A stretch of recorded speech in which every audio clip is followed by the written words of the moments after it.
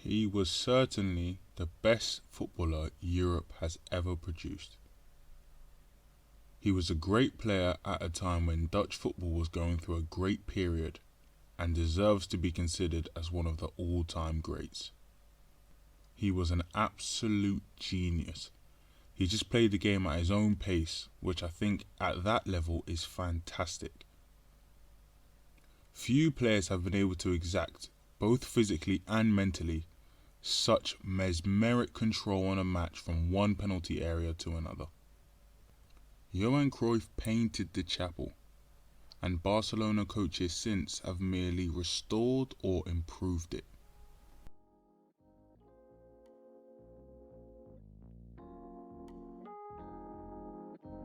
Hello and welcome to the 11th episode of the Unsigned Manager Podcast. I'm just happy to be past the first 10. I want to keep this rolling for a while.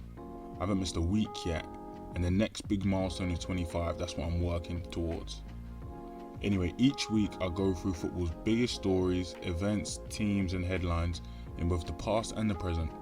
I just want to break it down, make it a bit easier to understand, explain exactly what was happening behind all the stories. In this week's episode, I want to go through some of the greatest. One of football's greatest ever players, who was an integral part of one of the greatest ever teams, which was coached by one of the greatest ever managers. Today we cover Johan Cruyff and Holland's 1974 World Cup team. Johan Cruyff is one of those icons of the game that you've heard about, and it doesn't really matter how old you are, you know his name. Cruyff is probably the strongest case of saying he's football's best ever mind, and his influence on the sport is pretty much unparalleled. This is a 3-time Ballon d'Or winner, who every player of his era said he was the greatest, who then goes on to be an elite manager, building a Barcelona dream team and instilling a football philosophy in that legendary club which they are still trying to implement to this day. And then ending his footballing life by nurturing the minds of the game, some of the smartest people to ever be involved in football. So Alex Ferguson, Arsene Wenger, Xavi, Messi, Philipp Lahm, even Pep Guardiola credit some of their success to the wisdom shown by Johan Cruyff. And if all that wasn't enough, that academy, La Masia, the one that produced what might be the greatest ever club side and probably the best player of all time in Messi, that was Cruyff's idea. Actually, Spain's World Cup winning team of 2010 had 7 Barcelona players in it. And 6 of those players graduated from La Masia. Cruyff had such an impact on the game that after he retired, anyone my age probably has anecdotal knowledge of his playing career. And this is a guy that retired in the 80s and people still know about him now, but not even just know about him, know how he played. He's just one of those guys. When Cruyff is talked about as a player, he's knocking on that Pele, that Maradona and that Eusebio door as the greatest before Messi and Ronaldo came along. He's at that level. But like we always do on this podcast, like I always like doing, let's go back, let's set this scene. Let's look at the journey that football's most influential man went on. So Johan Cruyff was born in April of 1947, about 5 minutes from Ajax's stadium. He grew up just around there, and when he was born, Dutch football was still not professional. They went professional in 1954, but it wasn't a smooth transition. Players are still treating football like a side job or a hobby, something to get them by and that they enjoy while doing their everyday jobs. Early tragedy hit when his football-loving father died when Johan was 12, with Cruyff dedicating his playing career to his father and apparently never really been able to shake the shadow of his father off him as he grew up. He joined Ajax's youth team on his 10th birthday, and he didn't even need a trial because a youth team coach recognised his talent playing in the street and thought he was good enough to be in the academy already, no trial. He progresses throughout the academy over his years and makes his first team debut at 17, scoring on his debut. He said that he wasn't nervous making his debut for Ajax because his mother had worked at the club, and in between school he went and spent so much time there, and he'd been in the academy for so long, he felt like family there. And the lack of pressure must have been great for a 17-year-old to have, Imagine being at that level, playing for your hometown team, the team you've supported and lived so close to all your life. And it's easy because everyone knows you. You're not stressing about it. Ajax actually had a horrible season. They finished their lowest ever position in Eredivisie history and 13th. But that type of failure wouldn't actually happen again under Johan. The next year, he became a first team regular in his second season. So this is a 65-66 season. He scored 25 goals in 23 games as an 18-year-old as Ajax won the league. And there are 100,000 Cruyff highlights and compilations on the internet. So if you don't know, go and get to know. Go and check them out. And there's one goal in every compilation. There's one goal that stands out to me every time I see it. I must have seen this goal like 100 times. So I've left the link to a video in the description with the timestamp. But there's a big clearance.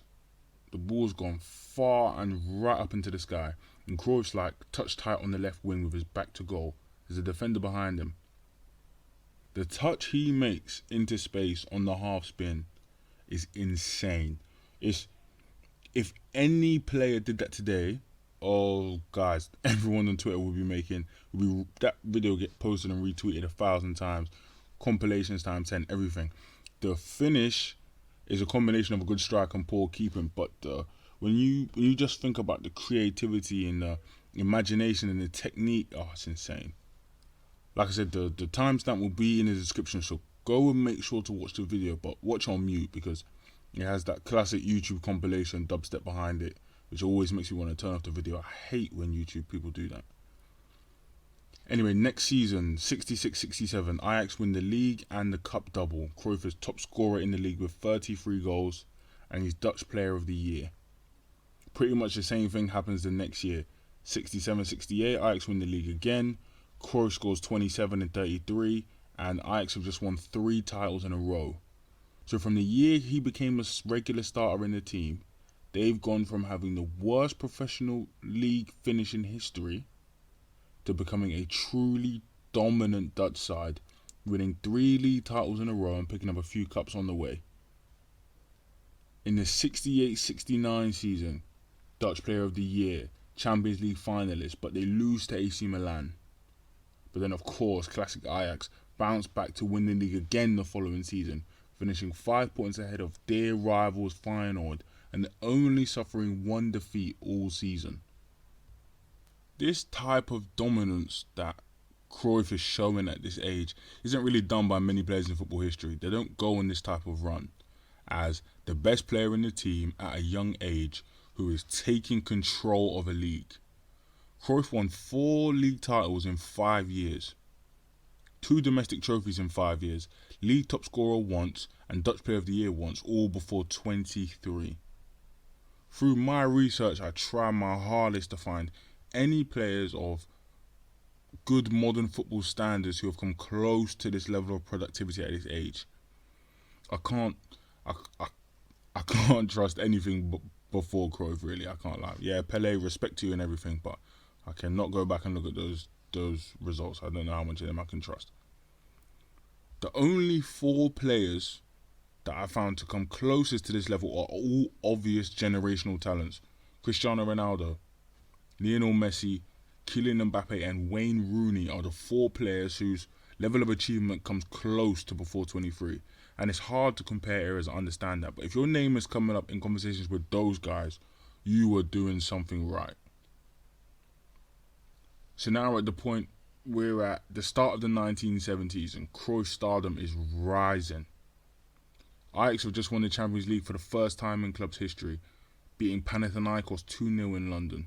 And this was the year that everything ended perfectly for Cruyff. He signed a big 7-year contract at Ajax. Big money, big wages. He won Dutch Player of the Year again and won his first Ballon d'Or.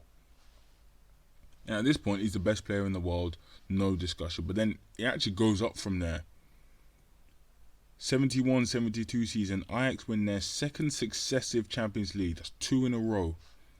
Beating Inter Milan 2-0 in the final. And then they made it a hat-trick a year after that, beating Juventus 1-0 in the final to win 3 Champions Leagues in a row. And that was a record that stood, almost 40, 45 years, something close to that. Until Real Madrid did it, no team ever had done 3 Champions Leagues in a row. That was how good this Ajax team was. In the Inter Milan final, the second Champions League win is a big moment in football history. Inter Milan at the time, like most Italian teams, implemented the Catenaccio style of defending. So really trying to break down and simplify a really big, complex topic. Catenaccio is essentially defend and counter with a lot more other things happening, but really it's defend and counter. It's like parking the bus, but when you've won the ball, you want to counter-attack as quickly as possible and surprise your position. The best Catenaccio version of a goal would be soaking up pressure, defend and counter, go up the other end, score and repeat. That's all you're looking for. However, the difference between this style and parking the bus is that Catenaccio teams play with a sweeper. So imagine a central midfield player has been taken out of the midfield and put behind the defence.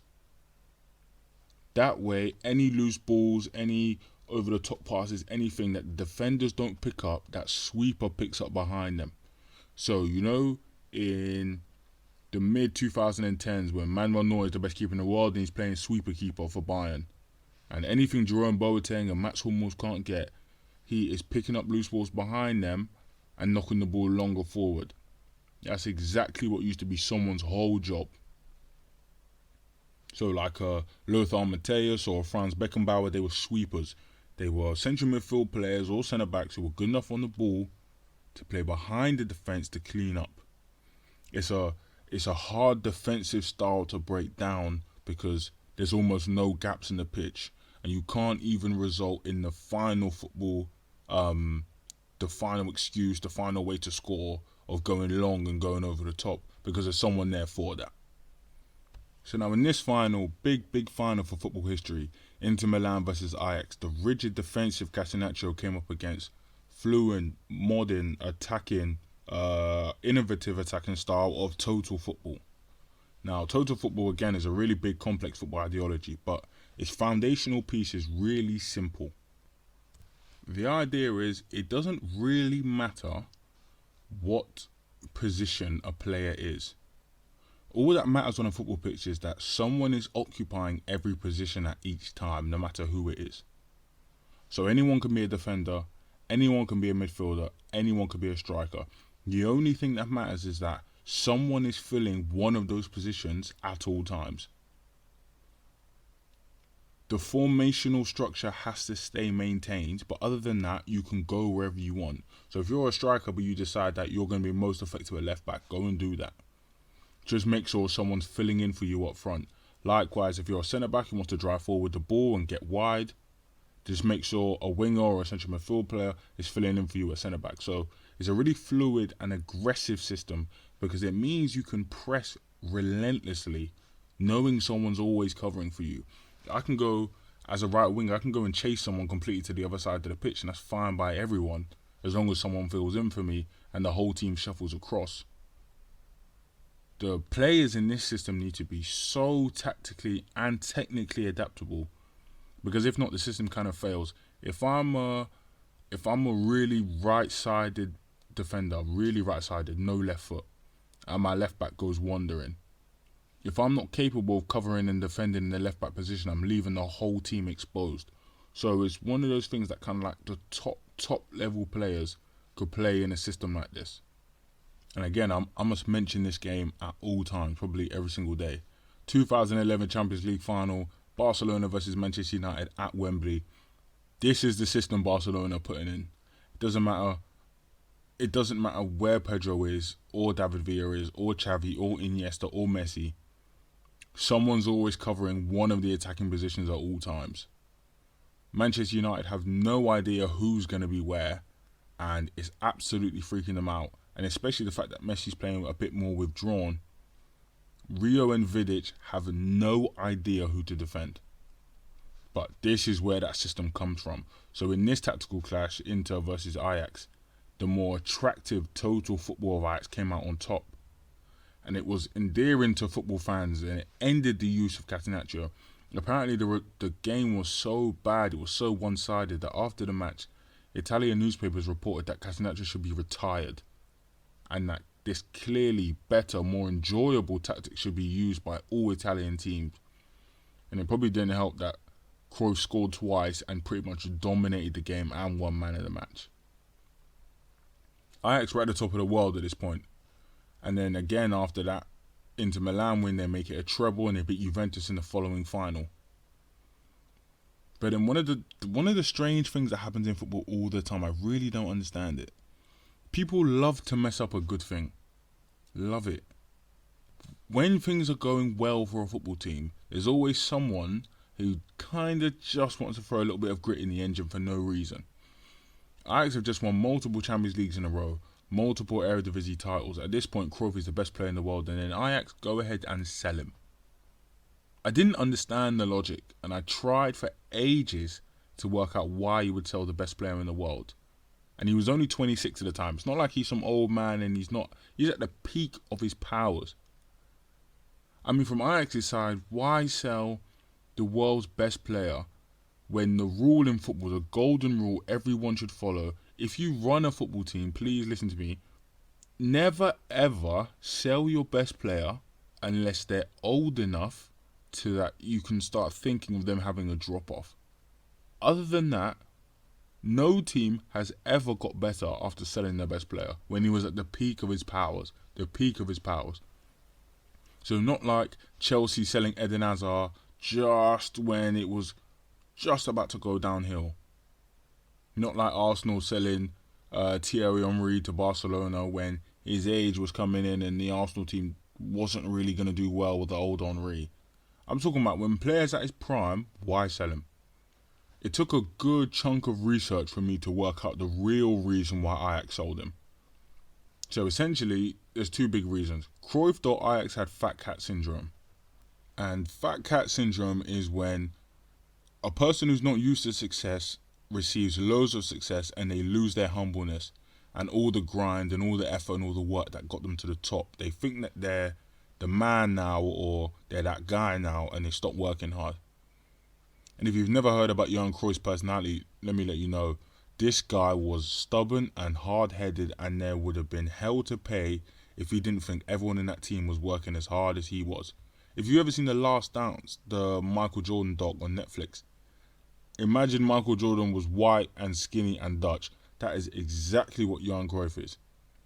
So much so that the legendary Dutch manager and Ajax manager and one of Cruyff's father's figures, Rinus Michels, one of the greatest managers of all time, he hired 2 psychologists to evaluate Cruyff because Michels could not understand his behaviour and his personality.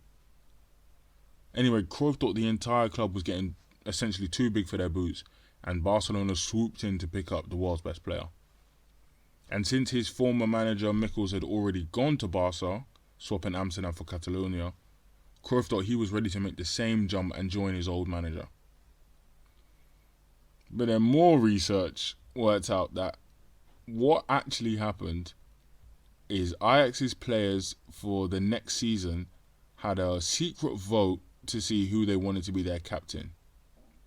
And Pete Kaiser won the vote ahead of Johan Cruyff.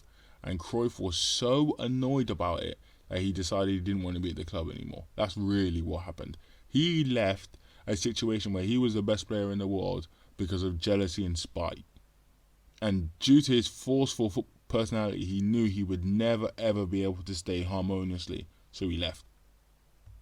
Barcelona signed Cruyff for about 6 million guilders, which was Netherlands' old currency, so it's about $2 million at the time. So in 1973, $2 million is equivalent to about £8.8 million today.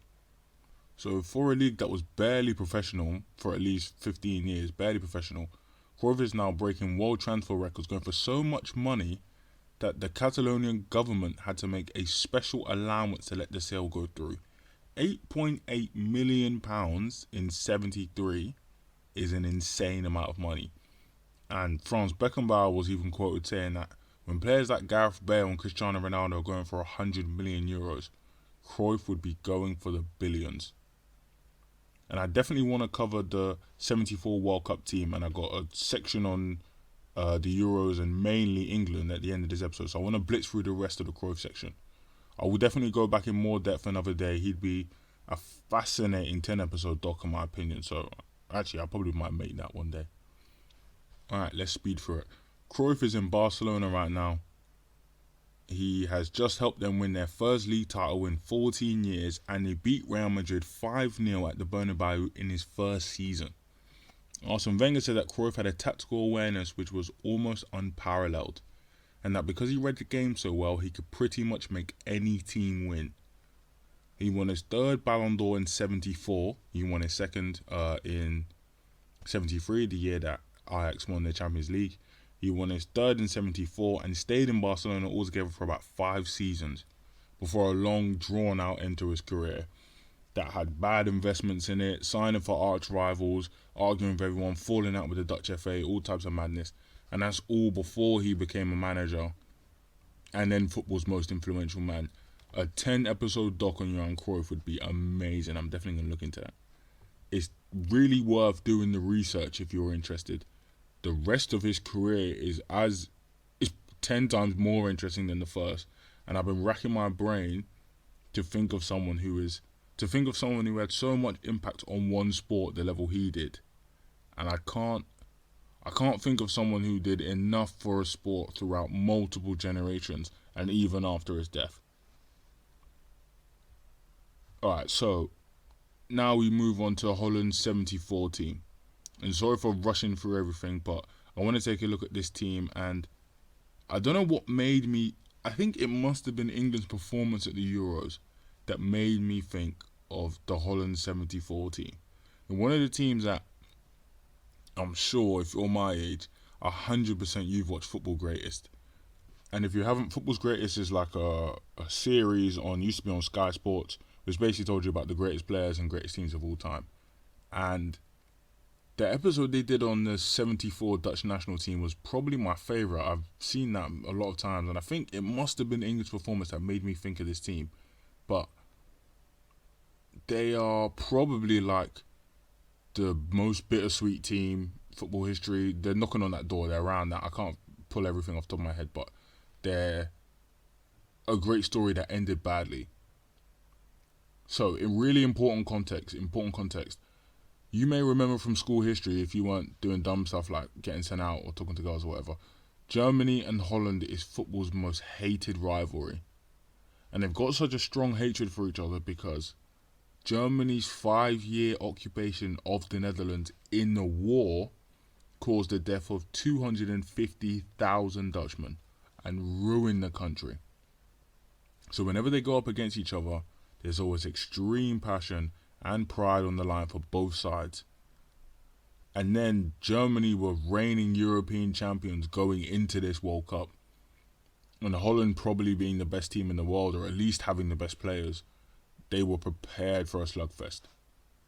So in that time period we're talking about before Cruyff, before his Ajax debut, Dutch football was poor. It was slow, unrefined, really ordinary. You can see a big change in the football style BC and AC, before Cruyff and after Cruyff. The Netherlands fully adapted to that total football style that Ajax had mastered, using it to tactically outmaneuver everyone they came up against, and they blazed their way to the 74 World Cup final.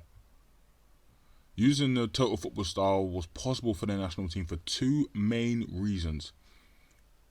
Number one is Cruyff would have lost the plot if he felt that the national team wasn't being aggressive enough or proactive. And a thing I always believe in when coaching, when playing, when watching football, you should always try and play in the play style which allows your best players to get the most from their game. You can't always find top level like magician players. There aren't many of them. There's a reason that there aren't many of them, because most people aren't like that. So you try and suit their play style and you fit everyone else around them. And then B, a stroke of genius on the part of the Dutch FA, they struck a deal with Barcelona to sign Rinus Michels for the tournament, so he managed the national team. They got Cruyff's number 1 manager back, the guy who had helped pioneer total football, the master and the apprentice. They're back together, and if anyone was going to lead this Dutch national team to success, it'd be Rinus Michels. With Michels at the helm and Cruyff on the pitch, the national team couldn't have been in a better position to win a big trophy. They had arguably two of the greatest to do it in the same team at the same time, both essentially managing the team. They were ready to go. The 74 World Cup was pretty much set up the same way that Old Champions League was. So rather than a knockout stage, there's two sets of group stages. So just like normal, teams are put in the group stage before the tournament and the top two teams go through. They then go through to a second set of group stages where everything is like repotted. So then the second set of group stages come out, and whoever finishes top of the two groups, there's two different groups, whoever finishes top gets to the final. Alright, so a little bit about the squad. The Holland team was mostly made up of the 3-time European Cup winning Ajax team, as well as starlets from Feyenoord and other big Eredivisie teams. So it's easy to think that Cruyff was the only top level player in his team and that he's carrying the team, but no.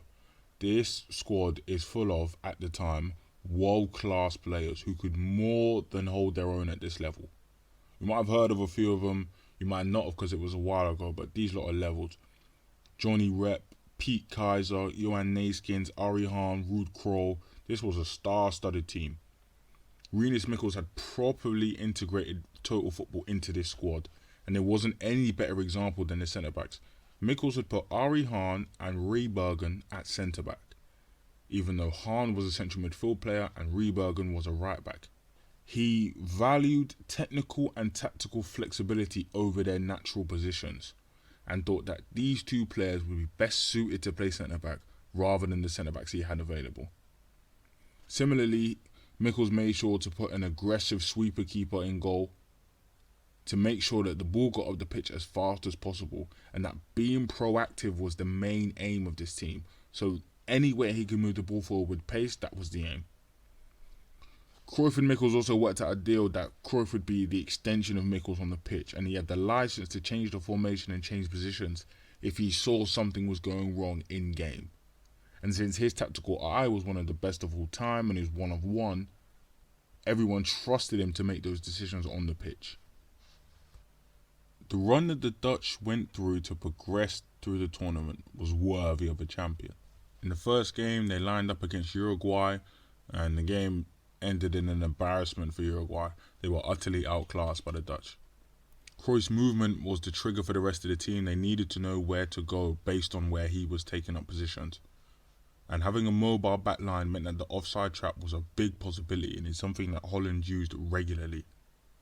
This continued through the rest of the first group stage, this kind of Holland batter everyone system.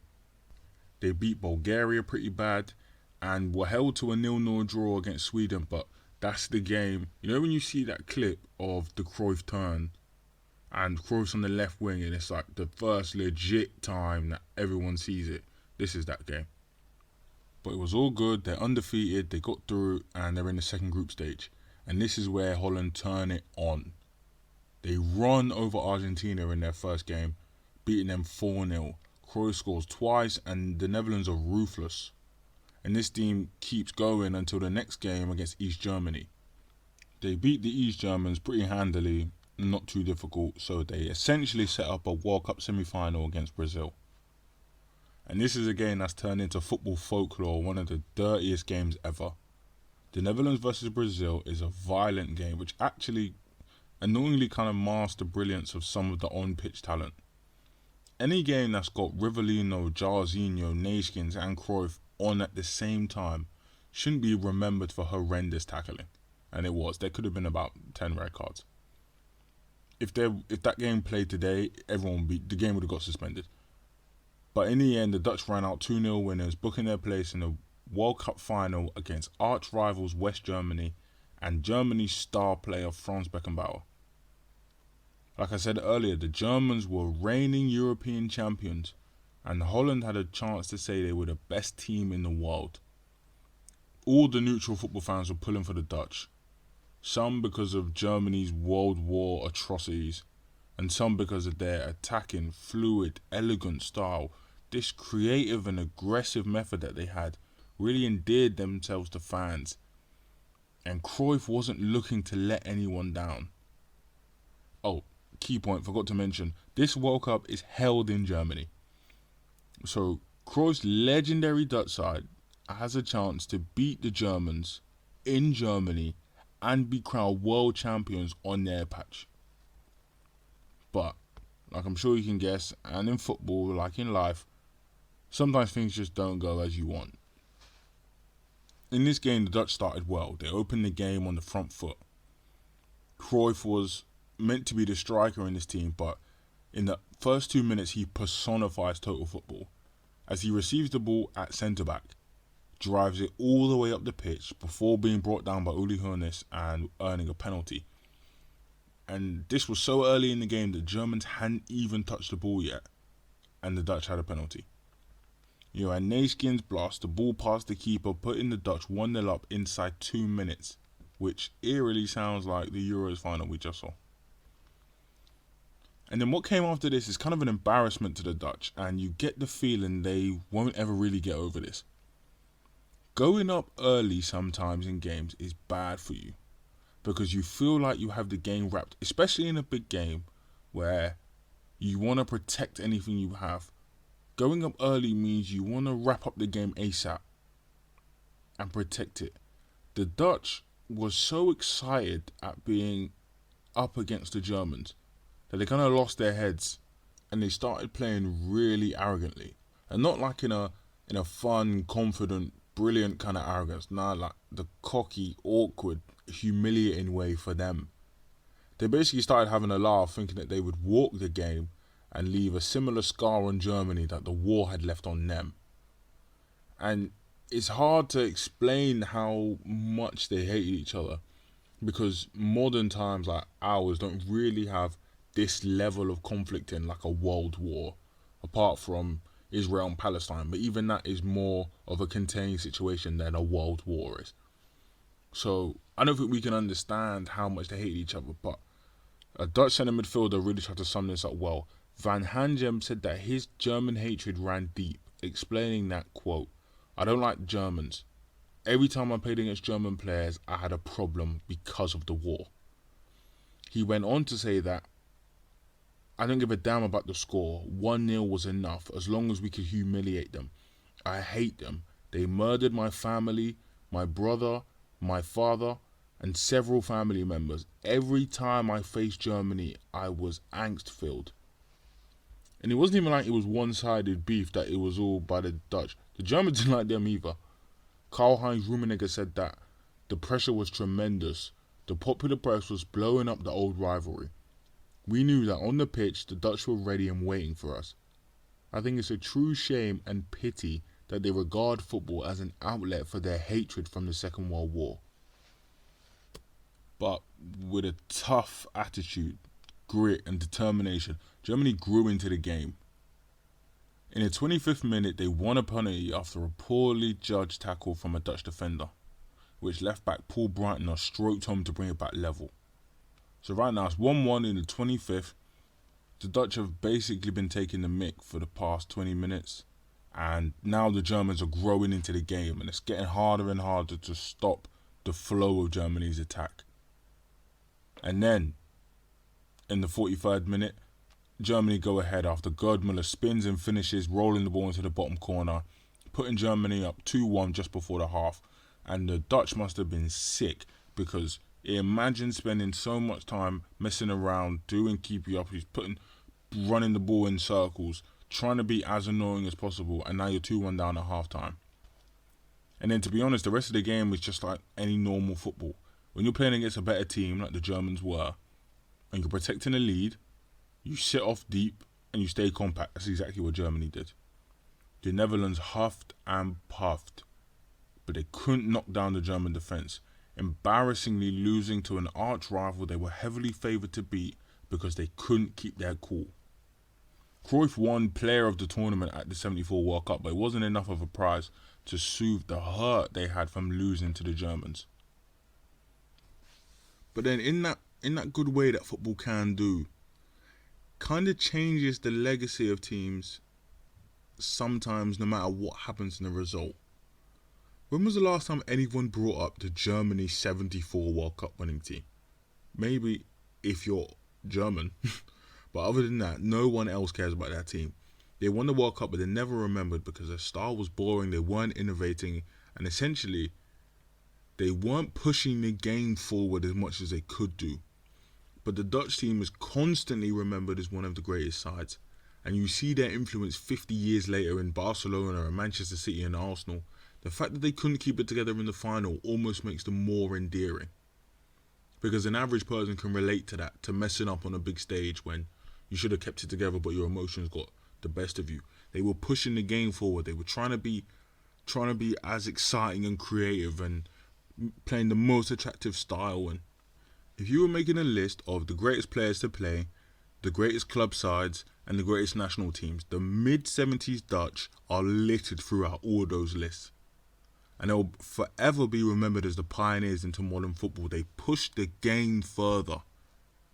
And I think that's what you're looking for from teams. Sometimes, yeah, don't get me wrong, we all love ball success.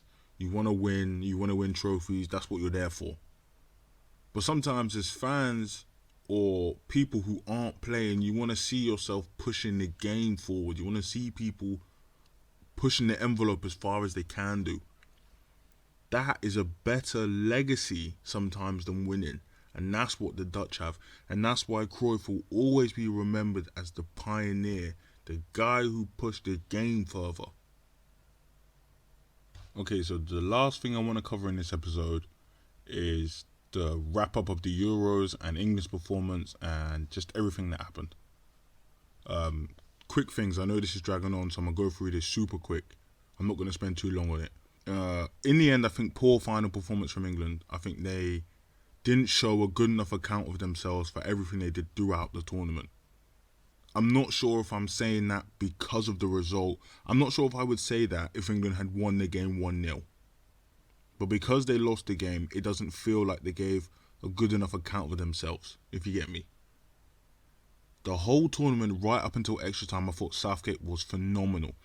And I think it must be such a pain to make decisions and feel like everyone thinks you've got it wrong, even though you know what you're talking about. So the fact that he got it right, all the way up until extra time, amazing. But I think extra time is where he fumbled the bag. I think Sancho and Rashford can't come on just for penalties. I don't like the idea of putting people on just for specialist things. I feel like if you're going to do that, give them the whole half an hour. I would have put them on at full time, let them be warm, let them get at Chiellini and Bonucci. Go and play Rashford as a 9, let Kane sit off and play in the 10, whatever. Rashford, go and run right at him, because he won't catch you. Anyway, I think putting them on as substitutes was tough because, late in the game as substitutes was tough because Sancho's first kick honestly might have been his pen. And for a guy that's been sitting down, not playing almost the entire tournament, I can't imagine the pressure now, like, okay, go and score this and you might win us a tournament. I wouldn't have taken off Henderson. I was saying at the time, I didn't think Henderson was playing well extra time. I've read back people now saying that Henderson was the best player when he came on. I didn't see it. But a player like that is someone I would have kept on. The way Southgate was playing, he was playing like he was going for pence. And if you're doing that, a captain level player, Champions League winner, Premier League winner, someone big game ready, Jordan Henderson, I would have had on the pitch. Does the penalty line up odd to me? Like I said to everyone I was with at the time, best penalty taker takes 4 for me, always. That's when the first time sudden death is happening is going to happen. Best penalty player takes 4th. If you've got young players, you do 1 old, young, 1 young, 1 old, 1 young. I would not have let 3 young players, 2 of them cold, 1 of them 19, all of them under 23, take a penalty 3 in a row. Because as soon as 1 of them missed, the energy on the other 2 is going to be much harder. For Saka, the pressure on the last one must have been indescribable. I can't imagine how stressful that was. But the thing is that all of that's irrelevant now. And we actually don't care about the Euros. I don't care about the Euros anymore because I will never look back on this tournament fondly again. The abuse that happened after the game has soured the entire tournament for me. And I don't know why I let myself go on the internet after the game. Because I knew it would annoy me and I knew I'd see things I didn't like. But People are dying. People are committing violence. There's racism after 3 kids miss penalties. And that just made me like, I don't want to like football anymore. I don't even like these times anymore. There's a knife edge that these players have to live on. Knowing that if you play badly, your family's going to get abused in your hometown like Alvaro Morata. Or you might get used as political pawns by politicians and journalists like Rashford or Sancho or Saka. People talking about taking the knee and Rashford feeding kids and Sancho putting up pictures in his hometown. And you're thinking this is over people missing penalties. And I understand what people are trying to do when they say Marcus Rashford fed the kids and Sancho's doing this and Saka's doing that. That shouldn't be necessary. You shouldn't have to add a qualifier to that. I get it. It's not. You're not doing it out of bad intent, but you shouldn't have to say Marcus Rashford fed the kids, so you shouldn't racially abuse him because he missed a penalty. You shouldn't have to say that. It should be Marcus Rashford missed a penalty. That's it. You shouldn't have to add the qualifier or the thing to protect him as if he would have deserved that if he hadn't fed the kids, or Sancho would have deserved that if he hadn't put pictures up. You know what I'm saying? Like, the England team were great this tournament. More power to them at the World Cup. They got a good chance because they got a young squad who's going to progress further, and players like Rashford will be fully healthy, and Kane might not be coming off such a stressful season, you hope. But do the England fans deserve a good World Cup winning team?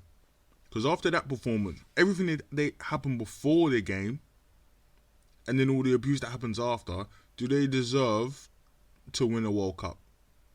If the players had won, just think about this, play it through with me. If the players had won, what would have happened?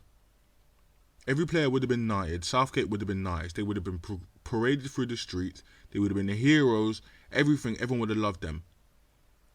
But because they didn't win, racism is possible. Racism is inevitable. Violence is inevitable. People, ethnic minorities are telling each other on the internet, go home right now because you're in danger. That's what's happening after people are missing penalties in games. If you're an ethnic minority English player, or actually any English player, why would you subject yourself to play for a team like that? Why would you want to be receiving the support from fans like that? If you're Bukayo Saka, why should you play for a team that will give you such a level of scrutiny that if you make one bad pass or one bad performance, you know you're going to get racially abused after a game? If you're Harry Kane, why would you captain a country that when all goes bad, your players, your brothers, the people you look out for are going to be racially abused left, right and centre? If you're Gareth Southgate, why would you lead a team to a large world stage, a bigger one than the Euros, knowing that the young players in your care might not ever recover from the actions of the fan base and that people might die if you don't win? The England tournament run wasn't too unlike the Dutch one that I just talked about, which is definitely what made me think of this. But the difference is that the entire nation was behind the Dutch team. And it turned out that even though they lost, they remembered fondly. I don't know if anyone can remember this England team fondly, because I'm not sure how you can think about the Euros and separate that from what happened after the game. I can't separate the two. Somehow, in a tournament that had Paul Pogba's passing range go off the scale, Pedri's world stage debut, the feeling of Luke Shaw's goal in 2 minutes, that's all gone. Now what you're left with is the feeling of being complicit and sad and empty in this culture of poor performances or mistakes on the football pitch might lead to the loss of lives and racial abuse. Bukayo Saka's 19 years old, he's younger than me.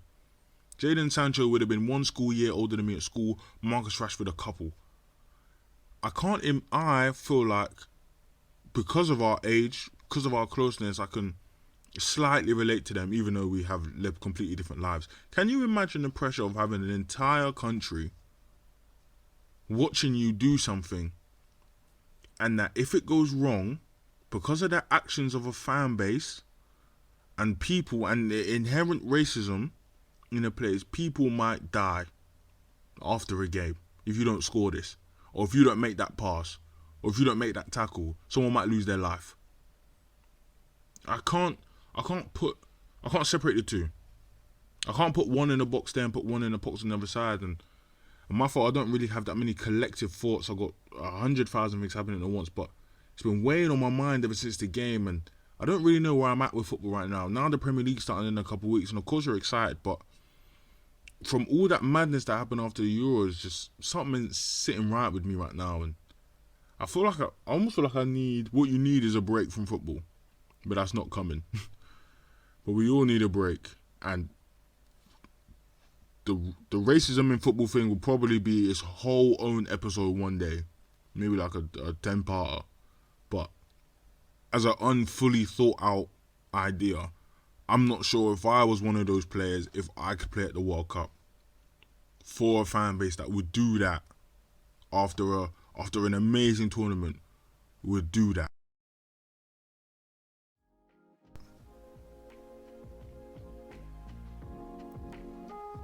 But I don't want to end this episode on a bad note. I had an amazing time doing all the research, going back. Please make sure you go back and watch Cruyff and watch the highlights from the 74 team. I think you can still find the final on the internet. It's an amazing team. Cruyff's talent, Mikkels is managing, some of the players in that Dutch team. It's a different level, and I really want to thank you guys for listening and supporting the podcast. All the well wishes, all the advice, it really makes me want to keep going, so I appreciate that from everyone. Please follow all the socials and the podcast YouTube page. They'll all be in the description. The link to the goal that I was talking about will be in the description as well. Make sure to mute it. The music is so annoying.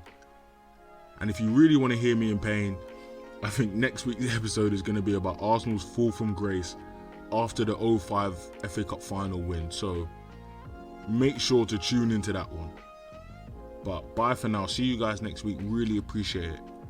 Tune in for next week's episode.